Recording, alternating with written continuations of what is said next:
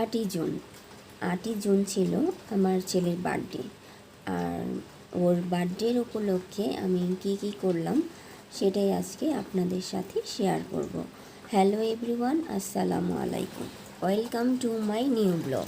যদিও আজকে মোটামুটি আরও কিছু করার প্ল্যান ছিল, কিন্তু প্রচণ্ড মাথা ব্যথার কারণে আমি তেমন একটা কিছুই করতে পারি নাই। কারণ মাথা ব্যথা হলে আমার কোনো কিছু করতে ইচ্ছে করে না। যেহেতু ছেলের বার্থডে, কিছু তো অবশ্যই করতে হবে, কিন্তু আমি বুঝি না যে বিশেষ বিশেষ দিনগুলোর আগেই কেন আমার মাথা ব্যথা ওঠে আর আমি অসুস্থ হয়ে পড়ি।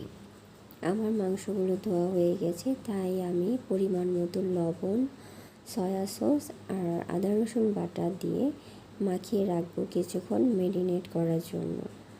তো এখানে আমি মাংসগুলো মাখিয়ে নিচ্ছিলাম, আর আমাদের মুয়েজা এগুলো চেয়ে চেয়ে দেখছিল।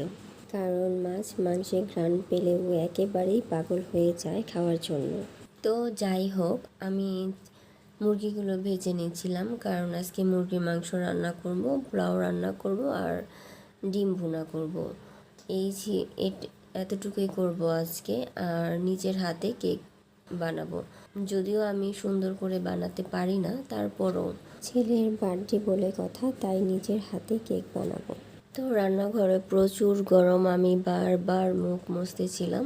তো এই দিকে আমার মুরগিগুলো ভাজা হয়ে গেছে, তারপর আমি পেঁয়াজগুলো কেটে নিচ্ছি। তো পেঁয়াজগুলো কেটে আমি তরকারিটা বসিয়ে দিয়েছি, আর এটাই হচ্ছে মুরগির তরকারি। আর এদিকে আমি কেকের জন্য ব্যাটার তৈরি করে নিচ্ছি। পোলাওটা আম্মুকে রান্না করতে বলেছি, যেহেতু সকাল থেকে মাথা ব্যথা, তাই আমার একটু সমস্যা হচ্ছে, তাই আম্মু পোলাওটা রান্না করে দিয়েছে, আর বাকি কাজগুলো আমিই করেছি। রেডি করে নিচ্ছি কেকের জন্য, ভালোভাবে মিক্সড করে নিচ্ছি আমি উপকরণগুলো। তারপর ব্যাটারটা আমি মোল্ডে ঢেলে নিলাম। কেক বানাতে গেলে আমার পুরোই সব কিছু এলোমেলো হয়ে যায়, সব ছড়িয়ে ছিটিয়ে থাকে। তখন আমাকে দেখলে মনে হয় আমি একেবারেই অগোছালো একটা মেয়ে। আর এই তো আমার কেক প্রায় হয়ে গিয়েছে, আর এটা হচ্ছে আমার কেকের ফাইনাল লুক। আর কেকের উপর ইমোজিটা সাইডে, এটা আমার ছেলে এঁকে নিয়েছে। যেহেতু ওর বার্থডে, তাই ওর ইচ্ছে মতোই করুক। আর এই তো দেখতেই পাচ্ছেন যে ওরা কেক কাটছে। এখানে আমার ছেলে, মেয়ে আর ভাগনা আছে।